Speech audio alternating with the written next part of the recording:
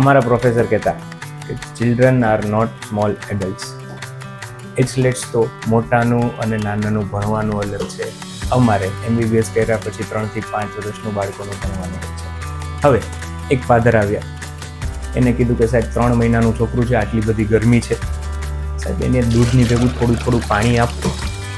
હવે એને પાણી આપવાની શું જરૂર છે? દૂધમાં 75 થી 80% તો પાણી જ હોય છે. તો મમ્મીનું ફીડિંગ કે પાવડર હોય કે જે પાણીમાં જ બને છે, એ પેટમાં જાય તો એની તરસ તો છીપાઈ જ જવાની છે.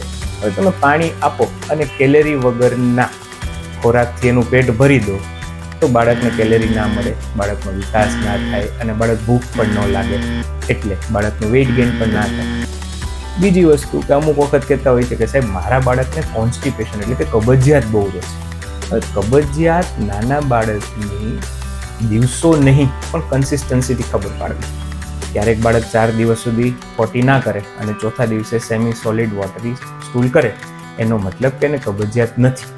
પણ બાળક હર બીજા દિવસે કરે, કઠણ, દુખાવા સાથે હાર્ડ સ્ટૂલ કરે, એનો મતલબ કે એને કબજિયાત છે. જો એવું કબજિયાત કન્સિસ્ટન્સલી રહેતું હોય તો તમારે તરત ને તરત ડૉક્ટરને બતાવવું અને એનું કારણ જાણી એનું નિદાન કરાવવું.